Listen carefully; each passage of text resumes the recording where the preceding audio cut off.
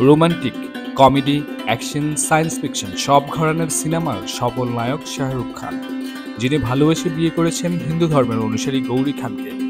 ভালোবাসা আর পারস্পরিক সমঝোতার মাধ্যমে বিশ্বস্ততার অনন্য দৃষ্টান্ত স্থাপন করেছেন এই দম্পতি। একসময় গৌরীকে পাওয়ার জন্য নিজেকে হিন্দু বলে পরিচয় দিতেন শাহরুখ। এই পরিচয়ে গৌরীর বাবা মায়ের সঙ্গে ভাব জমাতেন তিনি, কিন্তু প্রেমে ছিলেন তিনি আধিপত্যবাদী। গৌরীকে খোলা চুলে দেখতে পারতেন না। গৌরী চুল খুলে রাখলেই তিনি রেগে যেতেন। সামান্য ছোটখাটো বিষয় নিয়ে দুজনের মধ্যে ঝগড়া হতো। গৌরী একসময় সেই সম্পর্ক ভেঙে দিতে চান। দুজনের দূরত্ব তৈরি হয়।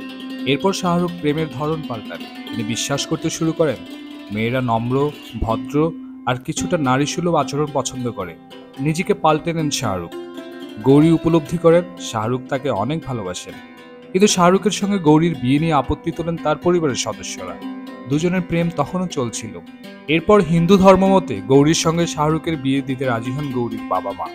১৯৯১ সালের ২৫শে অক্টোবর হিন্দু রীতি অনুযায়ী বিয়ে হয় তাদের। বিয়ের আনুষ্ঠানিকতা সম্পন্ন হওয়ার সঙ্গে সঙ্গেই গৌরীর উদ্দেশ্যে শাহরুখ বলেন, নামাজের সময় হয়েছে।